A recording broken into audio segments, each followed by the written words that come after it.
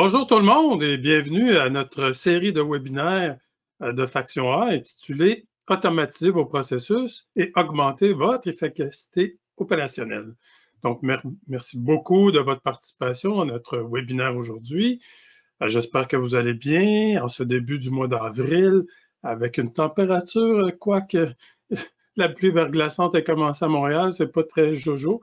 Mais merci d'être là ce matin, c'est très apprécié. Mon nom est André de Blois et je suis responsable de mission chez Faction A depuis maintenant une quinzaine d'années. Donc, alors, je vais juste avancer la présentation.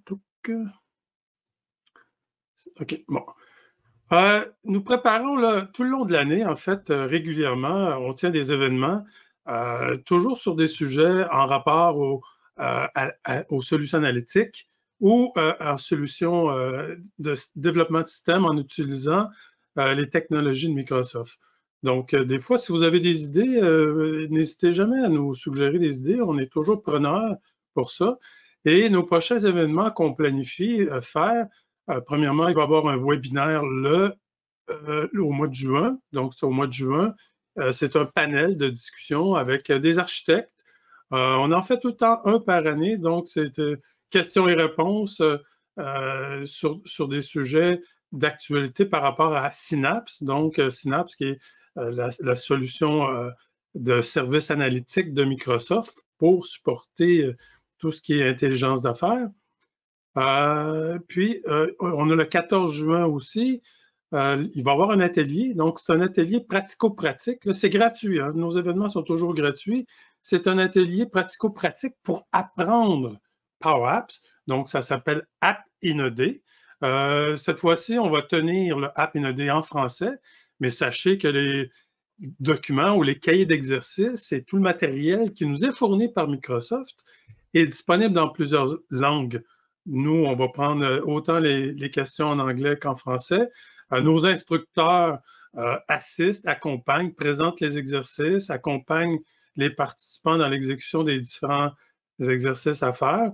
Donc, c'est une belle façon d'apprendre l'environnement Power Apps. En fait, on touche aussi à Dataverse et Power Automate, qu'on va voir un petit peu plus tard. Donc, n'hésitez jamais à vous inscrire. Je crois que ça va être disponible bientôt pour la page d'inscription. Je vais juste aller chercher. Donc, si vous voulez toujours en savoir plus sur nos événements en tant que tels, là, vous pouvez visiter notre page web, la page de notre site web qui s'appelle Webinaire. Donc, vous avez toujours les prochains événements qui sont publiés ici. Donc, vous avez celui d'aujourd'hui, mais aussitôt on est en mesure de faire la promotion du prochain événement, on les publie ici. Et sachez que vous pouvez également réécouter, donc tous nos webinaires sont enregistrés.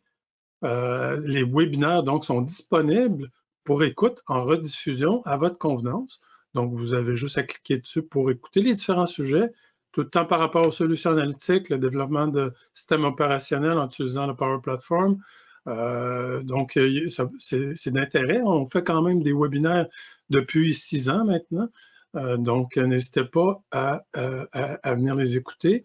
Une autre façon aussi de se tenir au courant, c'est de vous abonner à notre infolettre. Donc, vous pouvez toujours sur la même page de notre site web, vous donnez vos coordonnées et vous allez être informé des différents événements qu'on tient tout le long de l'année. Il y a aussi toujours, pour savoir, vous pouvez toujours suivre Faction A sur LinkedIn. Donc, à ce moment-là, vous pouvez voir tout le temps les événements qui s'en viennent également. Nous, on fait régulièrement les posts.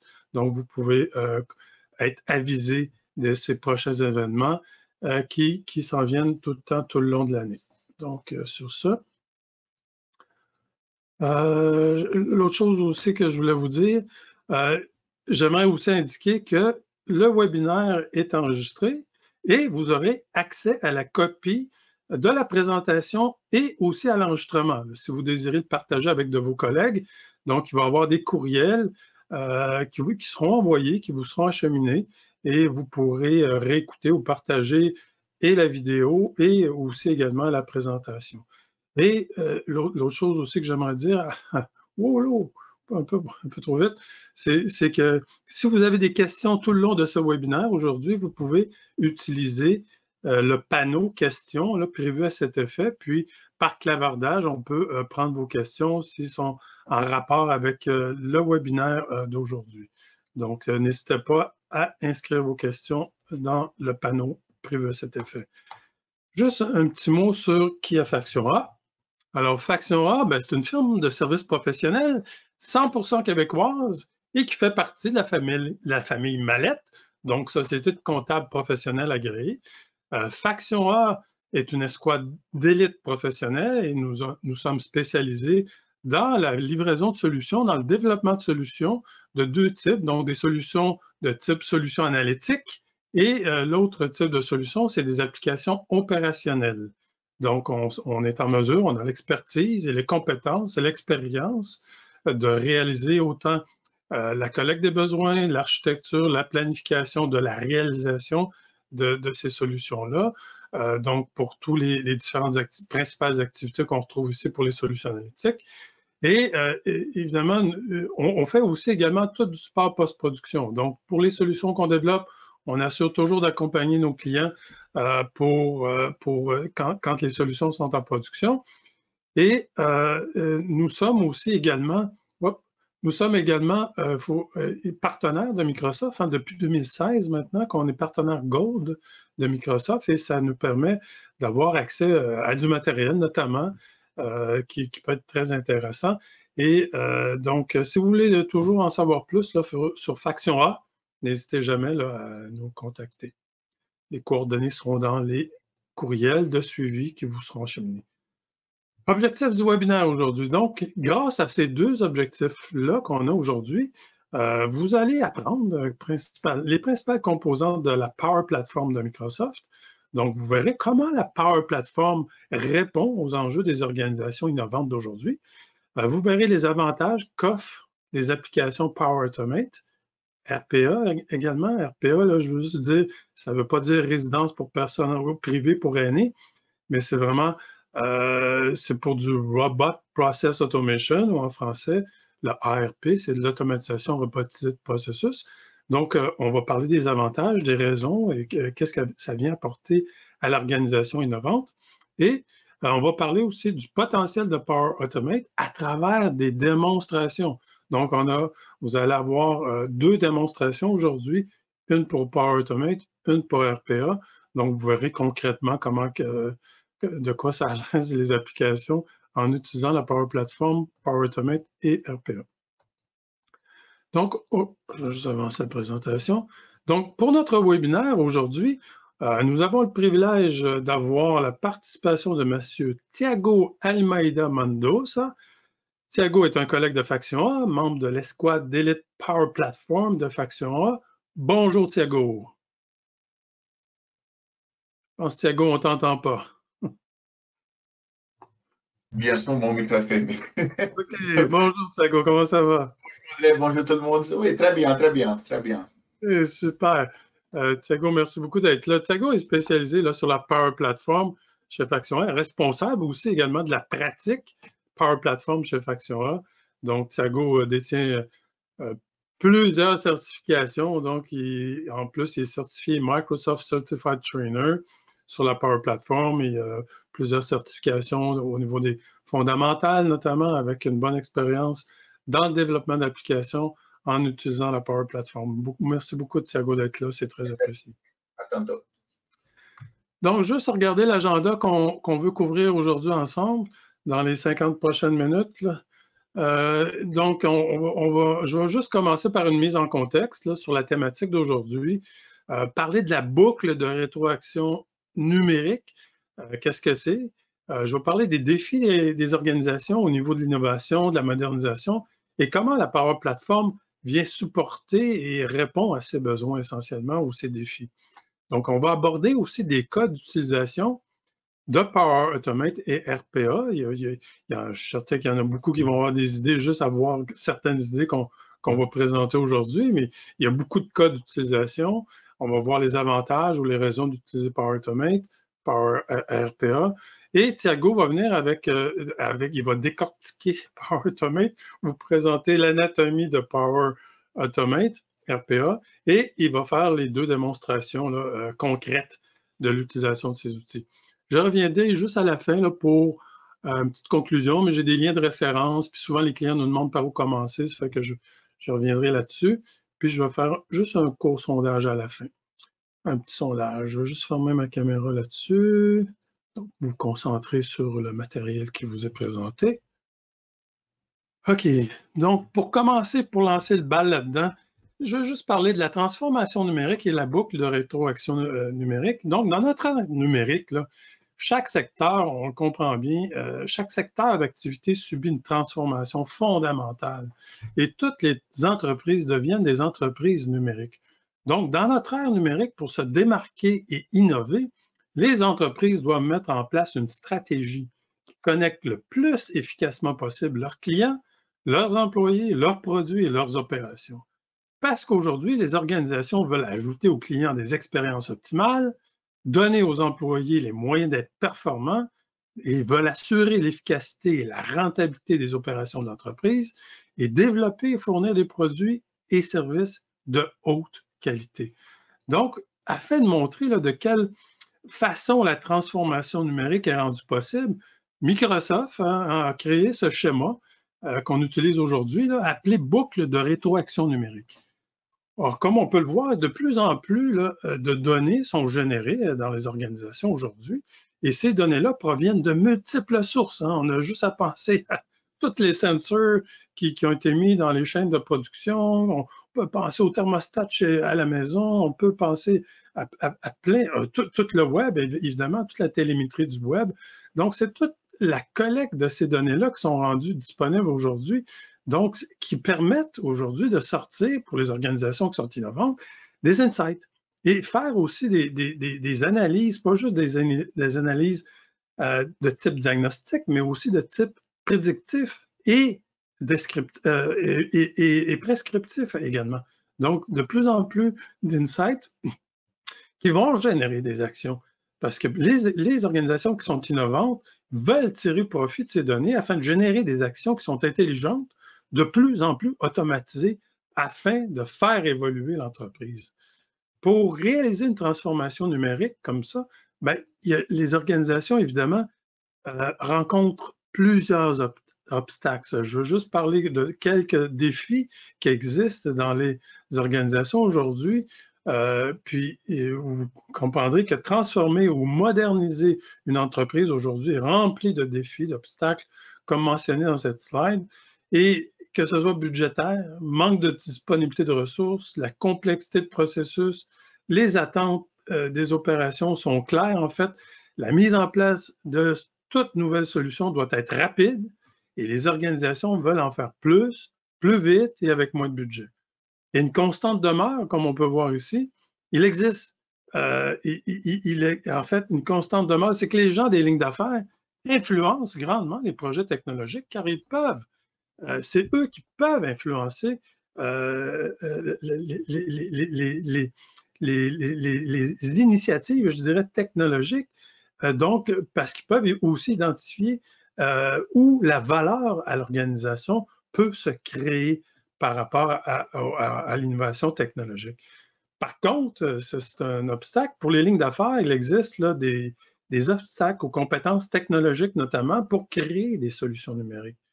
Et ce vide, en fait, autant de compétences, il vient faire en sorte que les plateformes qu'on appelle les plateformes d'application low-code ou à programmation schématisée, là, en français, qu'on appelle, ça vient combler le vide qui existe au niveau des applications, au niveau des automatismes qui sont nécessaires là, à la réalité des entreprises innovantes. Donc, dans l'esprit de la boucle de rétroaction numérique qu'on a vu un peu plus tôt et les défis des organisations, la Power Platform, qui est une plateforme à programmation schématisée, vient répondre à ces réalités-là d'aujourd'hui. Donc, la Power Platform aujourd'hui offre une combinaison d'outils très puissants Et on le comprend bien avec l'outil Power BI qui était répandu comme une traînée de poudre à travers le monde depuis 2015. Donc, c'est l'outil d'analyse des données qui est très répandu aujourd'hui, très connu, très répandu. Il y a Power Apps qui permet le développement d'applications toujours dans un contexte low-code ou à faible code ou à programmation schématisée. Donc, Power Apps permet de développer des applications métiers de cette façon-là. Et c'est un sujet qu'on a abordé dans un webinaire le 8 mars dernier, donc disponible en rediffusion sur notre site web si vous voulez en savoir plus sur Power Apps. Et c'est ce sujet-là qui va être abordé aussi à l'atelier du mois de juin. Mais aujourd'hui, ce qu'on va regarder, il y a Power Pages qui fait partie de la Power Platform. Power Pages, c'est pour créer des sites web. Power Automate qui vient, puis qu'on va voir un peu plus aujourd'hui, c'est pour automatiser des tâches de processus, toujours dans un contexte de low-code, donc à programmation schématisée. Et c'est ça qu'on va voir aujourd'hui. Donc, et il y a aussi le Power Virtual Agents, qui est l'agent virtuel qu'on voit souvent sur les sites web de plus en plus, aux applications web, que je veux dire, donc des bots, un bot en tant que tel. Et il y a Full Connector qui existe dans la Power Platform pour se connecter à différentes sources de données. Il y a aussi les possibilités d'intégration avec tout ce qui est l'intelligence artificielle. Et la base de données qui vient avec la Power Platform, c'est l'engin de base de données, c'est Dataverse, qui elle aussi est à programmation schématisée, donc en low code. Donc c'est un engin de base de données qui vient qui est utilisé pour stocker les données de façon extrêmement sécuritaire dans le cloud. Donc, et la Power Platform en tant que telle, l'idée de tout derrière ça, c'est que la Power Platform est de donner à la possibilité de transformer les idées que les gens peuvent avoir en entreprise pour les mettre en application, ou développer des applications, créer des automatismes, encore une fois, plus vite, plus facilement, à moins de budget. Donc, c'est une plateforme totalement connectée qui permet à tout le monde d'innover et qui peut être utilisée là, par autant les gens des lignes d'affaires, le président, les informaticiens du développement du département informatique. Oh, ici, Power Automate qu'on va voir aujourd'hui, c'est quoi plus précisément? Power Automate, c'est une plateforme là, qui, en quelques mots, c'est une plateforme qui vient faciliter l'automatisation du séquencement de tâches d'un processus d'affaires. Puis, donc, c'est un déclencheur d'une action dépendamment d'une situation. Là, des fois, c'est difficile à expliquer, des fois, mais il reste que, pour bien le comprendre, là, des fois, on l'a vu, on fait, par exemple, une application en Power Apps qui permet de saisir une demande d'équipement, une demande, un compte de dépenses ou des trucs comme ça. Et par la suite, dans le processus, il y a des approbations. Donc, aussitôt que la demande est complétée avec une application Power Apps, par exemple, Power Automate peut venir déclencher l'approbation ou les prochaines activités qui sont à faire sur le processus de façon automatique aux bonnes personnes. Donc, il peut y avoir une approbation qui est faite et qui est retournée après ça au demandeur, dépendamment de l'action qui a été prise par l'approbateur. Donc, c'est tout ça qui permet de faire, entre autres, on va voir plusieurs cas d'utilisation tout à l'heure, mais ça permet de déclencher des actions dépendamment d'une situation particulière. Puis, on le voit aussi beaucoup dans les solutions analytiques, c'est que souvent, on veut déclencher dans la solution en tant que telle des actions dépendamment des résultats de la solution ou des données qu'on retrouve dans la solution. On veut déclencher des actions parce que c'est des situations, par exemple, hors normes par rapport aux valeurs de données qu'on a dans les données de la solution analytique. Donc, il y a un déclencheur, il y a des actions, puis ça peut être aussi, nous, on l'utilise aussi à l'interne, puis toute compagnie de services professionnels pourra le comprendre. Quand on a affaire à des feuilles de temps, par exemple, il y a des rappels de feuilles de temps, il y a des rappels où il y a des significations d'actions qui sont déclenchées quand il y a des retards de feuilles de temps ou tous des trucs comme ça. Donc, c'est un environnement, encore une fois, à faible code, très intuitif, très schématisé. C'est toujours par des pointés et cliqués. Donc, c'est destiné pour les utilisateurs qui sont techno et les informaticiens, là, comme je disais tout à l'heure, puis le robotic processor. Le RPA qu'on retrouve ici, en fait, c'est RPA permet d'enregistrer un séquencement d'actions qui sont faites par l'utilisateur. Donc, c'est une fois que c'est enregistré, donc l'utilisateur fait telle tâche, telle tâche, telle tâche, bien, le séquencement est rendu disponible dans l'environnement de la Power Platform pour être automatisé. Donc, il peut être corrigé aussi également, mais il peut être enregistré. Donc, ça devient comme une plateforme qui vient faciliter le séquencement. Puis ça, évidemment, si je regarde, bon, il y a plusieurs cas, là. Je vais en nommer quelques-uns et je suis certain que vous pouvez penser à des cas de figure dans le cadre de votre travail pour l'utilisation d'un déclenchement d'action suite à un trigger. C'est écrit en anglais, mais suite à une situation particulière là, qui peut exister. Donc, c'est courriel de rappel sur feuille de temps. Ça peut être des envois de factures automatisées, ça peut être un déclenchement d'approbation, ou ça peut être tout simplement une approbation automatisée. Si par exemple, c'est ça, une demande d'équipement qui correspond à des équipements standards, bien, ça peut être automatisé. Oui, c'est tout de suite approuvé, puis le déclenchement se fait pour faire un approvisionnement.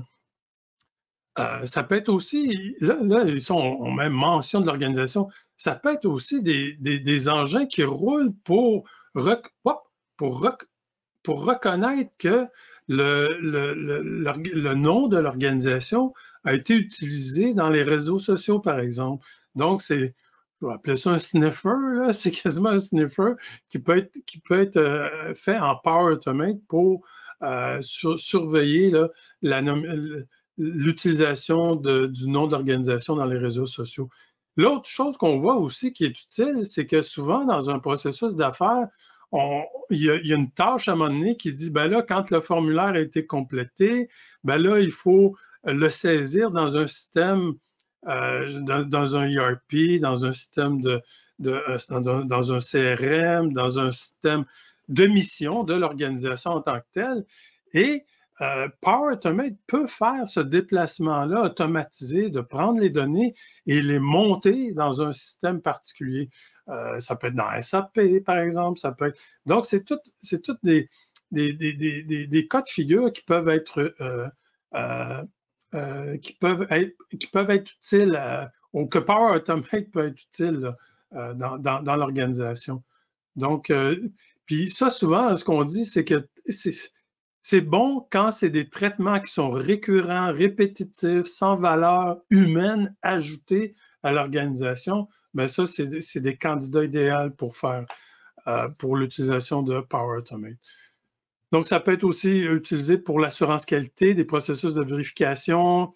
Il y a des anomalies. Tout à l'heure, je parlais, il y a des montants hors normes qui existent au niveau du BI, par exemple. Il y a des anomalies qui ont été détectées sur une chaîne de production.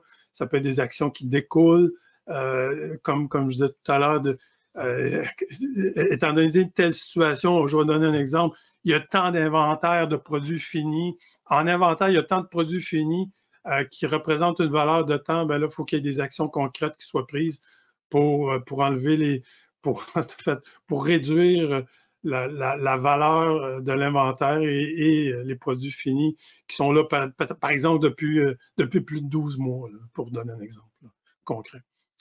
OK? Fait que ça, c'est des cas d'utilisation. Puis si vous en avez des cas, n'hésitez pas, vous pouvez les mettre aussi dans le chat qu'on a, qui est disponible dans le panneau. Donc, évidemment, je vais bientôt passer la parole à Thiago, mais Power Automate, qu'on va voir aujourd'hui, c'est utilisé pour tous les domaines d'affaires. puis tous les départements. En fait, ça, c'est pas limité en tant que tel. Donc, vous pouvez, je suis certain qu'on en a vu plein d'exemples. Vous pouvez en voir plein d'exemples, mais c'est utile à plein d'opérations dans les organisations qui veulent innover aujourd'hui. Donc, juste quelques bénéfices pour l'organisation. Ben, en fait, vous allez avoir la présentation, j'en ai mis quelques-uns ici, mais évidemment, le fait d'augmenter l'automatisation des tâches, ben, ça vient réduire les tâches manuelles. C'est ça un des premiers bénéfices, évidemment. Toutes les tâches qui sont répétitives, sans valeur humaine ajoutée, donc ça vient augmenter l'efficacité. Tout à l'heure, on parlait d'anomalies, ça vient augmenter la qualité des tâches opérationnelles. Ça évite ou ça permet de réduire la ressaisie des données d'un système à un autre. Là, on le voit souvent. Des fois, les données sont maintenues dans Excel. Excel, on peut les amener automatiquement dans les systèmes patrimoniaux de l'organisation. On peut envoyer automatiquement des courriels. On peut les mettre dans des canaux Teams. Puis, il ne faut pas oublier, la Power Platform fait partie de l'écosystème de Microsoft, donc elle est intégrée en totalité nativement avec toute la suite d'outils de Microsoft. Donc ça, c'est un plus, incluant tout ce qui est service infonuagique Synapse. Donc pour l'analytique, c'est quand même une plateforme, c'est un écosystème complet. D'ailleurs, c'est pour une des raisons que Microsoft est numéro 1 sur les plateformes d'analytique, notamment, selon les cadrans magiques de Gartner. Donc, les autres bénéfices, ben, ça vient minimiser les erreurs, comme je disais, les coûts d'opération, évidemment, quand on réduit les tâches manuelles. Ça vient augmenter la sécurité aussi du traitement de processus. Là. Ça, c'est tous des éléments qu'on a vus que les organisations ont bénéficié grâce à Power Apps, à la Power Platform de façon générale, mais Power Apps, Power Automate. Donc, là, j'ai juste un petit sondage à vous faire ici. Le petit sondage, c'est, en fait, je vais le lancer. On veut savoir, parmi les participants qu'on a aujourd'hui, où vous en êtes sur l'utilisation de Power Automate. Donc, il y a 4 réponses, puis on va montrer en fait, aussitôt que vous répondez, vous voyez les réponses en live. Bon, à date, 88% des gens n'utilisent pas encore Power Automate, mais c'est bon parce que ça fait une bonne introduction, ce que vous allez voir aujourd'hui. Quelques personnes commencent à l'utiliser, c'est bon. Il y en a qui l'utilisent déjà, puis ils ont des enjeux, parfait. Ben, merci beaucoup de vous prêter au jeu. On l'apprécie tout le temps. On l'apprécie tout le temps quand on fait des petits sondages comme ça. Puis, vous pouvez voir comment vous... donc, vous pouvez voir les résultats, je pense que c'est ça, oui. Donc, vous voyez les résultats, là, que la plupart des gens, si je peux bien le voir sur mon écran, c'est que la plupart n'utilisent pas encore Power Automate et quelques personnes ont commencé à l'utiliser. Donc, merci beaucoup d'avoir participé, vous êtes prêtés au jeu du sondage aujourd'hui.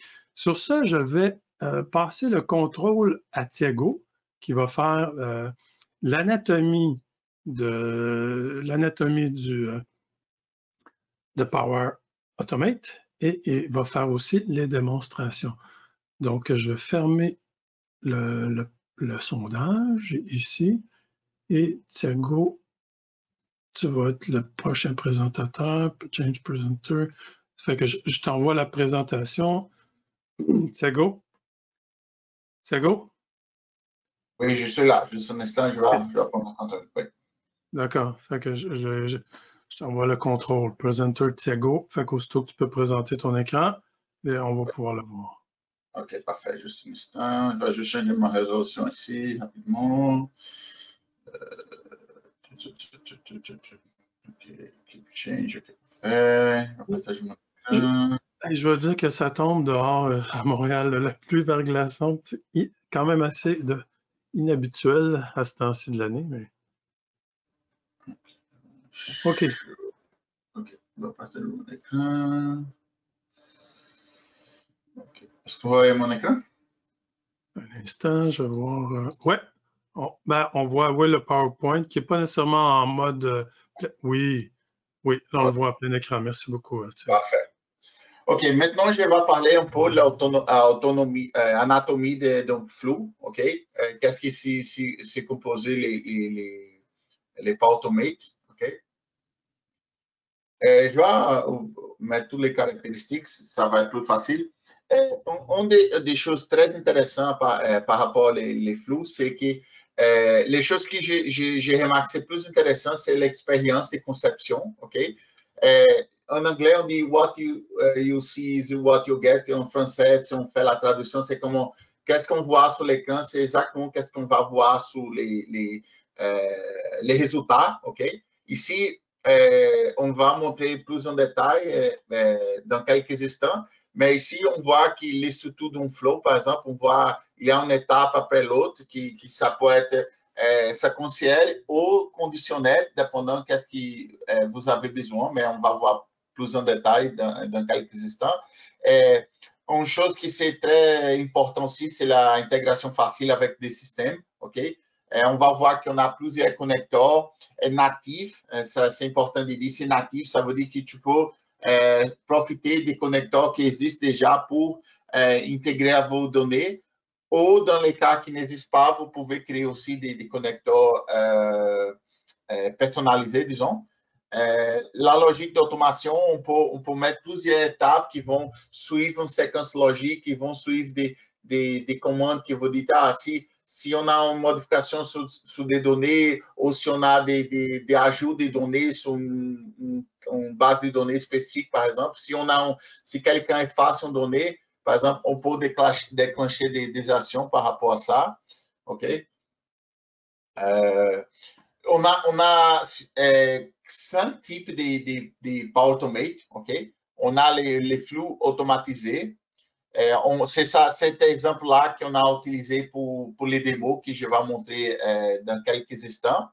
On a les flux instantanés. Ça, c'est un flux qu'on appelle des boutons. Si on regarde l'icône ici, c'est comme les doigts sont en train de toucher quelque chose. C'est comme à partir d'un bouton, tu vas déclencher les flux. C'est instantané parce qu'une fois que tu cliques sur les boutons, ça déclenche les flux. On a les flux planifiés qui les nomment, je dirais que c'est très clair. C'est comme tu prends les derniers jours du mois, on va prendre les données et on va archiver, par exemple. On va prendre toutes les données du mois et on va archiver. Ou à chaque vendredi, 4 heures de l'après-midi, on va envoyer un rappel pour les gens d'envoyer les feuilles de temps. Ou 2 jours avant la fin du mois, on va envoyer un courriel de rappel pour avertir les gens qu'il faut envoyer tel rapport, par exemple. Ça on peut planifier. Ou, comme j'ai dit, les transferts de données d'un système à l'autre. Par exemple, à chaque, je ne sais pas, 5 ans, on prend les données qui sont 5 ans et vieux, on fait on archive ces données-là, par exemple. On fait un nettoyage de la base de données.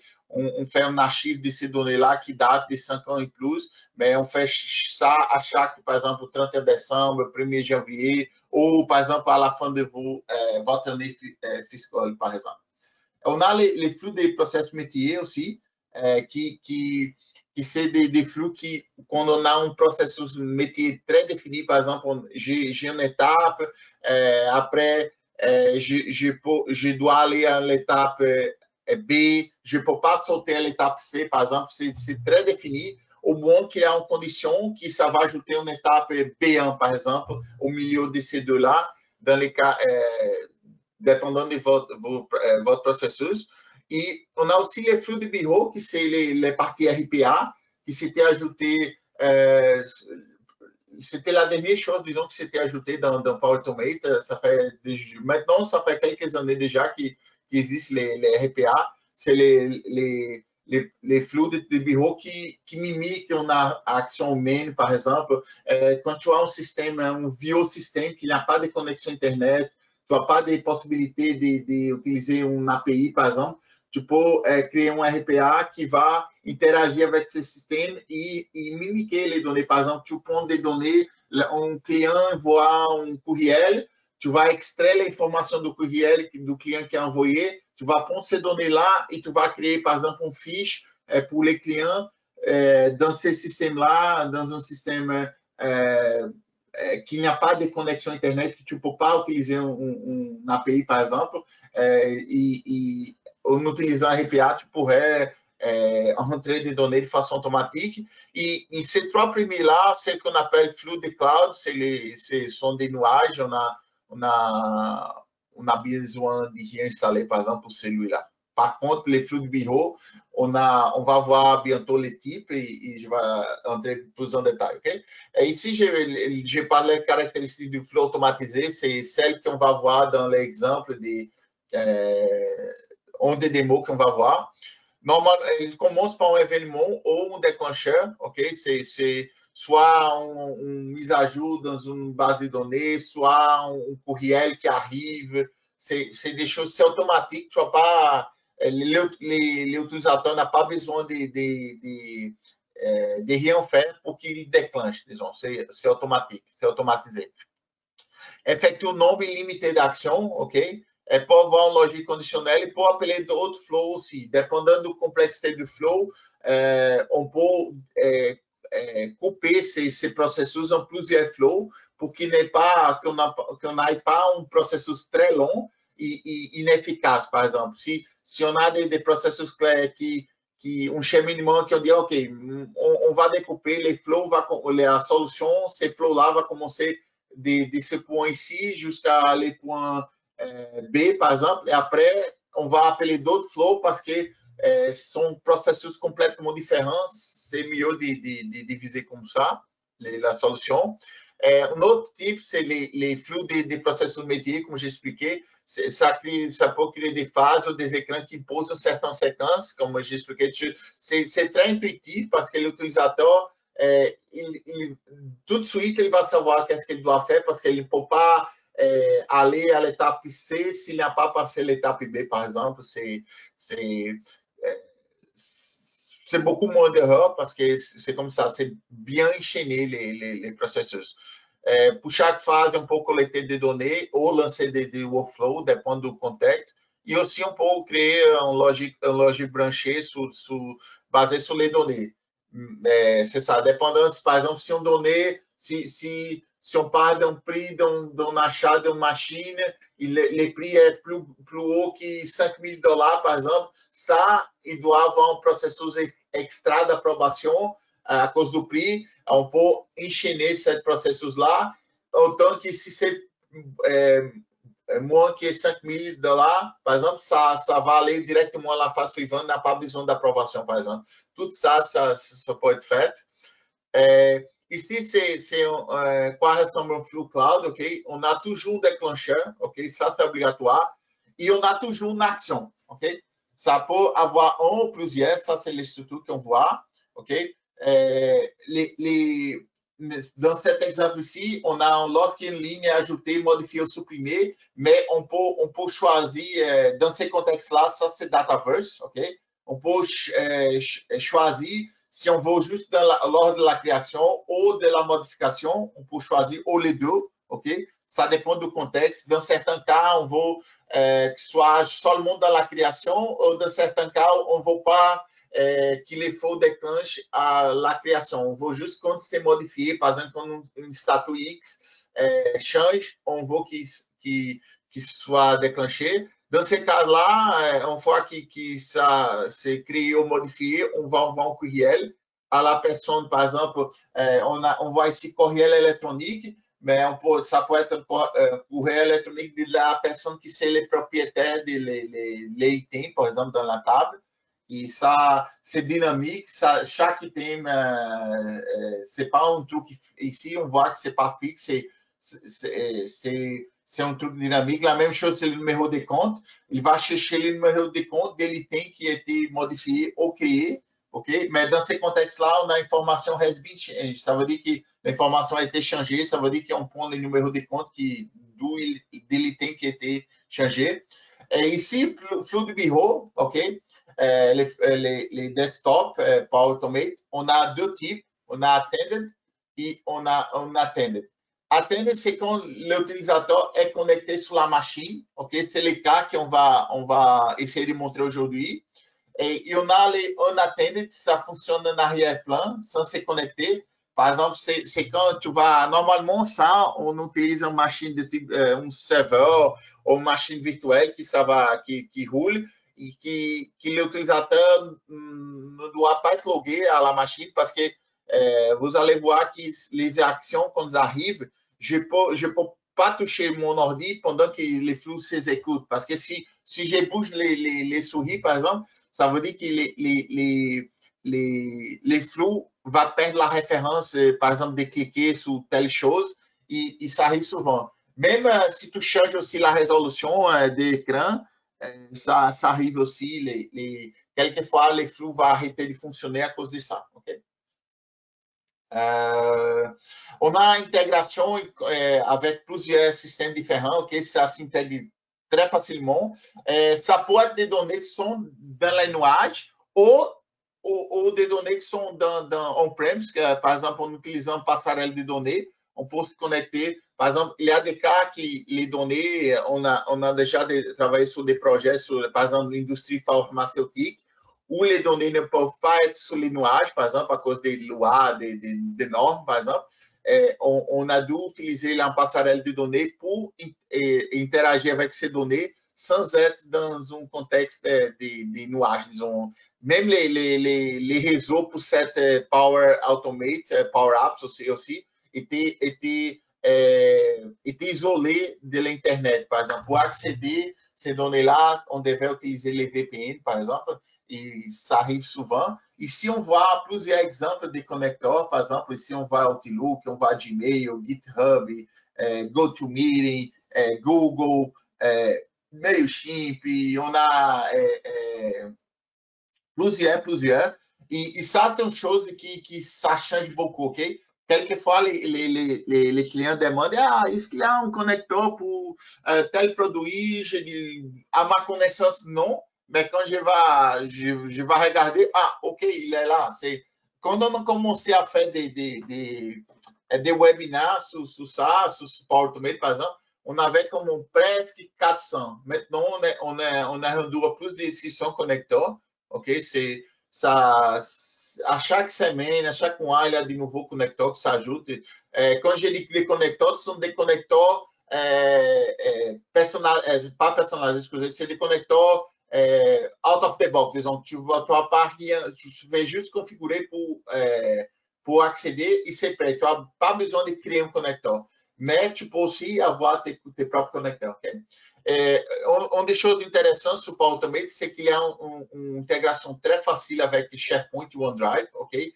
Dans SharePoint, par exemple, ici, on voit ces menus-là automatisés. Là-bas, dépendant si c'est une liste ou une bibliothèque, tu vas avoir différentes actions.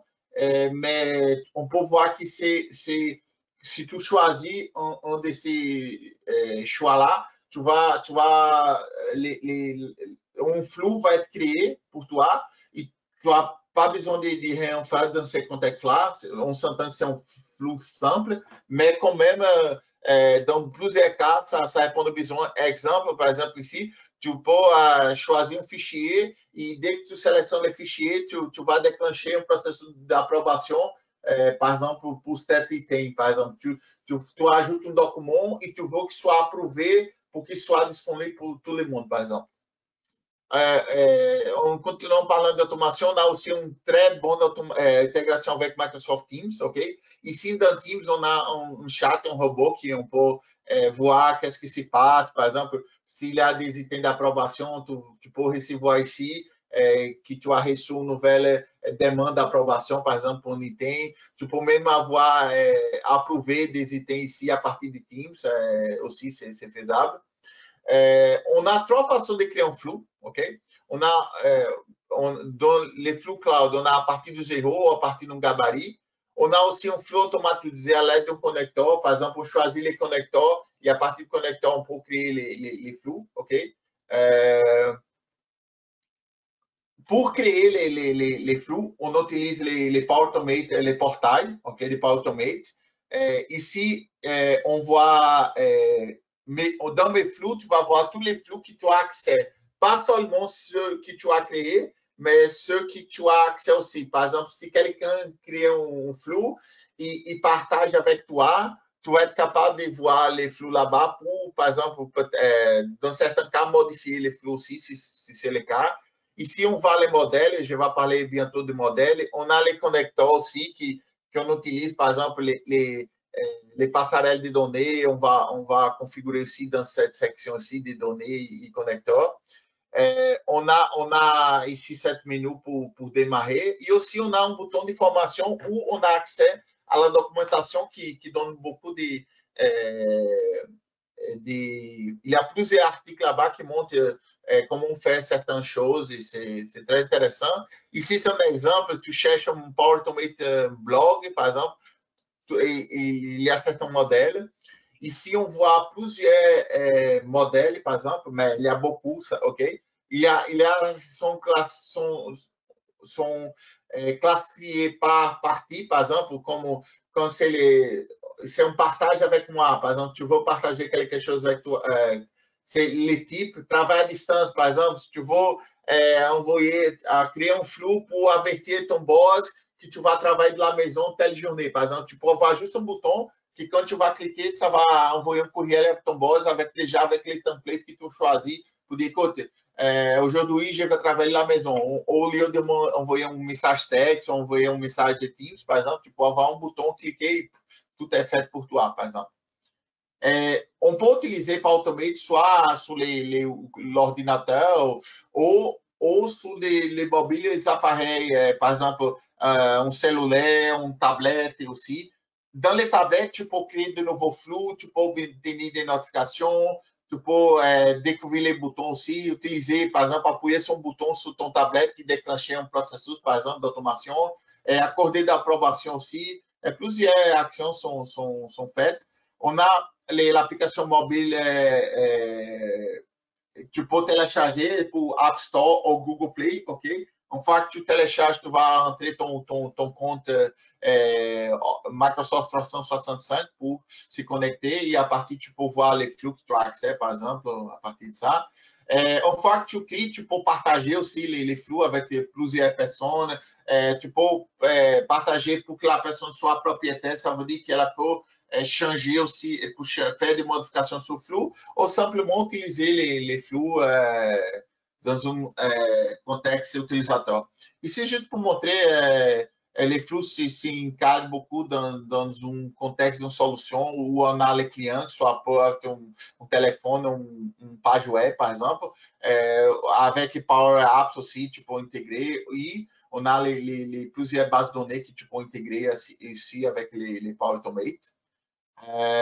Ici, si on va en tarification de Power Automate, par exemple, il y a différents types de licences pour différents types de besoins. OK? Ça, c'est juste pour donner un exemple. Si ça, c'est un exemple de flux par utilisateur. Par exemple, ça, tu peux avoir plusieurs flux. OK? On a aussi par exécution. Par exemple, si tu as un flux que tu utilises 2 fois par mois, par exemple, c'est plus intéressant pour utiliser un flux que tu vas te coûter 80 sous par exécution au lieu de payer, par exemple, une licence pour un compte, par exemple. Ça dépend beaucoup des contextes, mais juste pour montrer, on n'est pas revendeur de licences, mais juste pour sacher qu'il y a des licences qui sont, dans certains cas, sont requises pour ça. OK? OK, maintenant, je vais rentrer dans le contexte de démo. J'ai fait 2 exemples.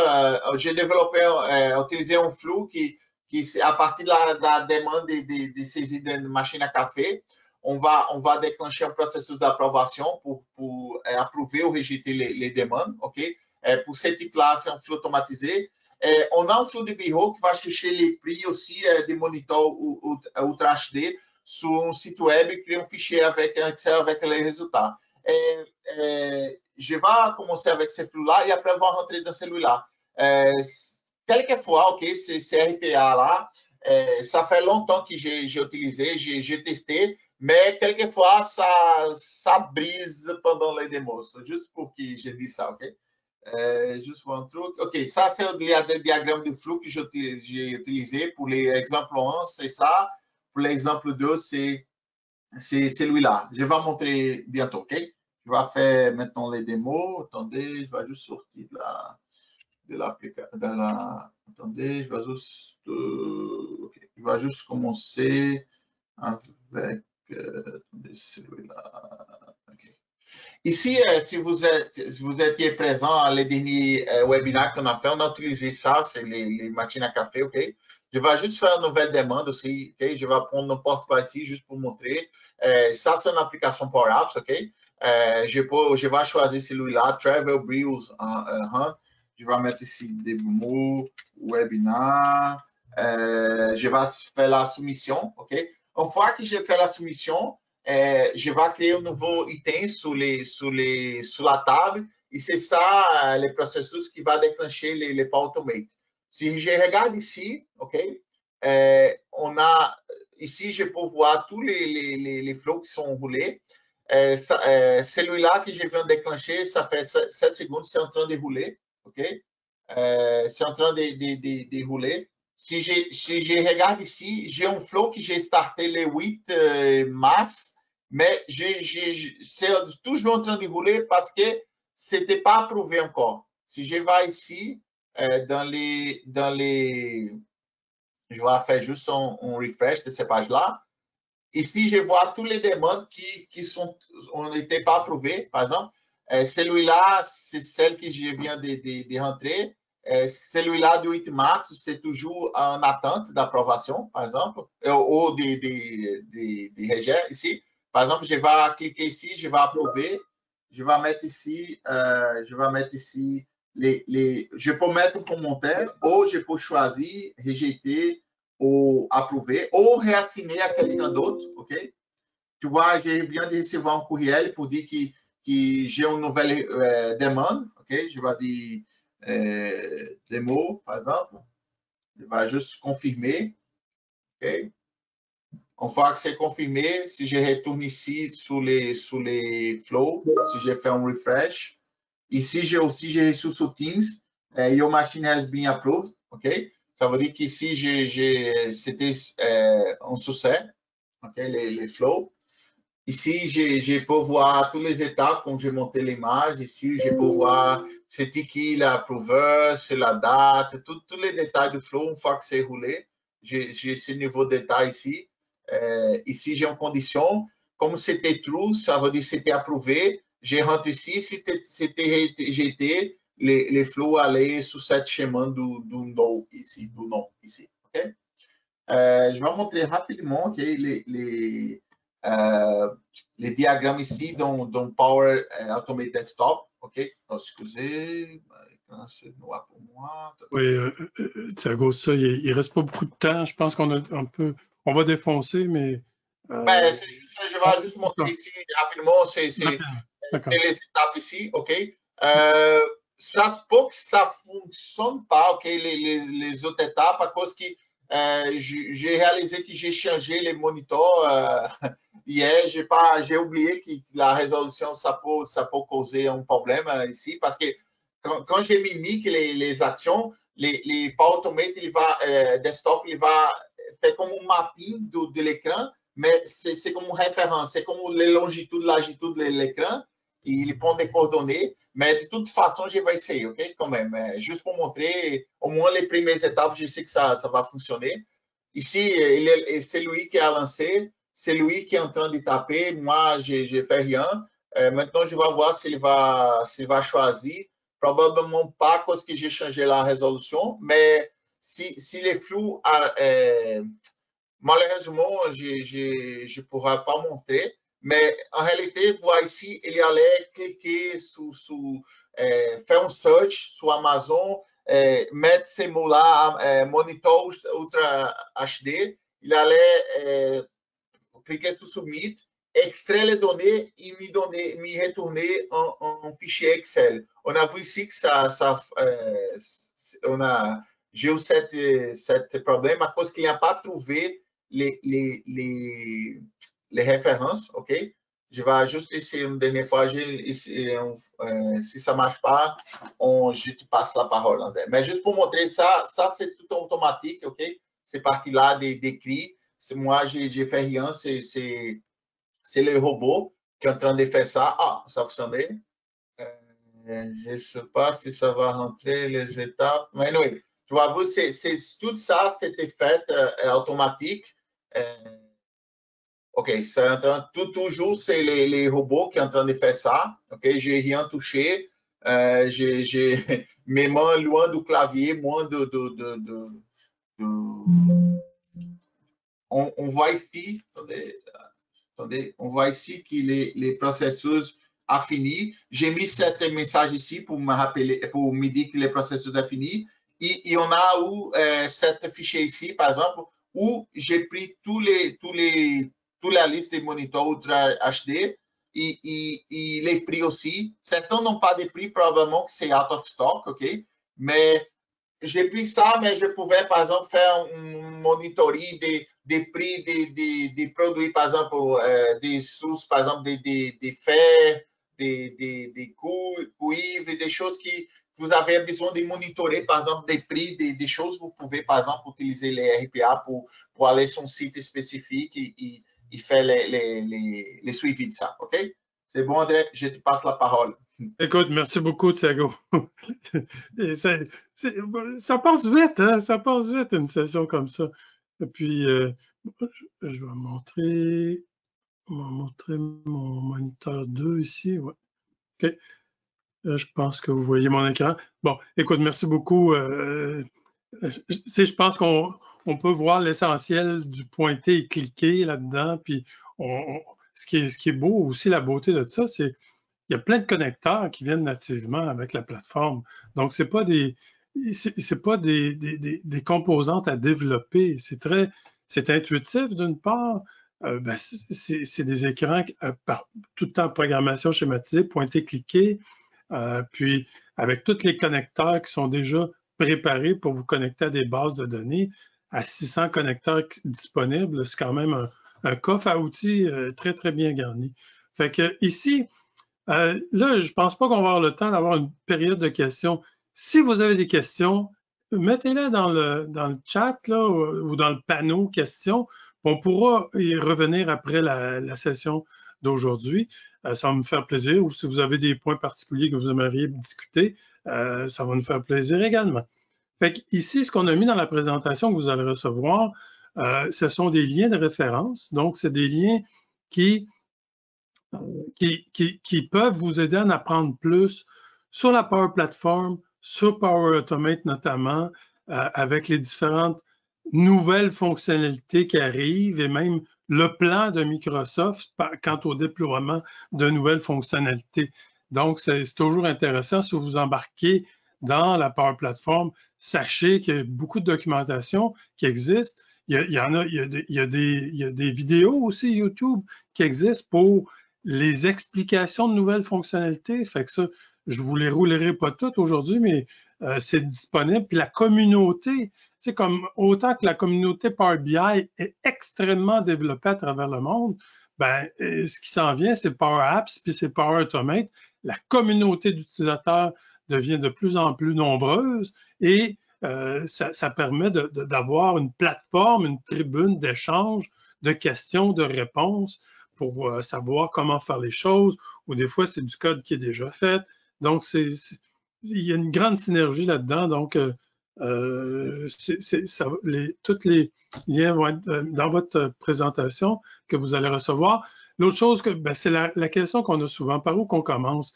Puis, typiquement, là, j'en parlais brièvement tantôt, mais c'est d'identifier un processus qui est répétitif, que vous avez souvent dans la journée, sans valeur humaine ajoutée. Bien, ça, c'est des bons candidats.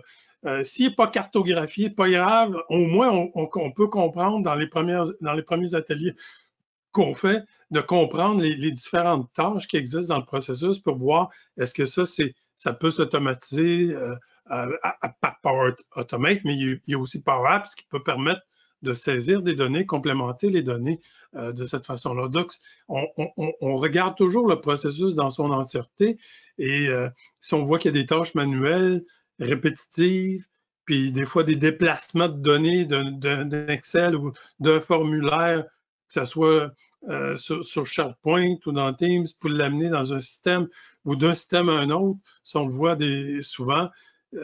Donc, on prend connaissance là, des différentes tâches, des intervenants, des règles d'affaires, les actions qui pourraient être potentiellement automatisables. Et quand on connaît où sont les données, où sont les systèmes, ben là, c'est là qu'on peut faire une architecture. Tout à l'heure, ça vous parlait de passerelles. Des fois, il y a des passerelles.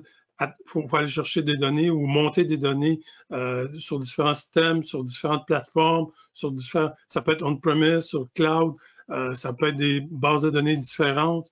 Donc, tout ça est recensé à ce moment, dans l'itération d'avant-projet, qui est quelques semaines, ou juste pour qu'on puisse avoir assez d'informations pour planifier la réalisation de la mise en place de la solution. Fait que ça, c'est quelques semaines, puis après coup, ben, c'est là qu'on peut, on peut mettre en place le Power Automate en tant que tel, des fois c'est Power Apps, mais tout ça, on peut le mettre. Fait qu'on fonctionne toujours en 2 temps comme ça. Donc, et juste avancer ici, si je... OK. Écoute, j'arrive tout de suite à la conclusion, il est déjà 12h02. Ouais. On est défoncé un peu. Bien, je vous dirais qu'aujourd'hui, on a fait un survol extrêmement rapide de la Power Platform, de Power Automate également, mais vous pouvez comprendre que la plateforme se veut là, ni plus ni moins un catalyseur du parcours de modernisation de l'entreprise qui veut devenir innovante. Et il faut comprendre aussi que la Power Platform, il faut le voir comme ça, c'est très sécure, c'est conforme à plusieurs réglementations et c'est de facto intégré avec l'écosystème de Microsoft, donc autant les bases de données, les services infonuagiques, toute l'intégration entre, que ce soit Excel, Power BI, Power Apps, Power Automate, tout ça c'est intégré évidemment avec Microsoft 365, notamment pour l'accès, contrôler les accès à travers Azure Active Directory. Donc, dans un contexte de rareté de la main-d'œuvre, je dirais, puis plutôt que d'essayer de transformer l'ensemble de tout le monde en développeurs professionnels, ben, la Power Platform est devenue, étant donné que c'est à faible code, ben, ça permet de combler, là, ni plus ni moins, le déficit là, de compétences qui existe dans les organisations. Donc, Power Automate, on l'a vu aujourd'hui, Power Apps pour créer des applications, Power Automate pour automatiser des tâches manuelles, répétitives, automatiser l'exécution, le séquencement et bonifier la portée des solutions automatiques. Tout à l'heure, on l'a dit, dans les solutions analytiques, quand il y a des comportements au niveau des données, quand on détecte des comportements non désirés par rapport aux valeurs des données, on peut déclencher des actions automatisées. Puis, il y a plein d'autres avantages que je pourrais dire, mais là, le temps manque un peu, là, mais donc, pour ça, si vous avez des questions ou si vous avez besoin d'assistance, d'accompagnement là-dedans, n'hésitez jamais à nous contacter. Nos coordonnées sont dans les courriels qui vous seront envoyés. Donc, ça va nous faire plaisir de répondre à vos questions ou à vos demandes d'accompagnement. Comme vous avez vu, le mois de juin, on a potentiellement le Power Apps, App Inodé, si vous voulez vous inscrire à l'atelier d'une journée. Et on aura aussi un panel de discussion avec des architectes de Faction A sur l'utilisation de Synapse. Donc, c'est toujours en préparation. Donc, n'hésitez pas, aussitôt que ça va être publié, vous pourrez vous inscrire. Donc, ceci conclut notre webinaire aujourd'hui. Un gros merci de votre participation. Merci beaucoup, Thiago, de ta participation. C'est extrêmement apprécié. Sur ça, je vous souhaite une bonne journée à tous et toutes. Et puis,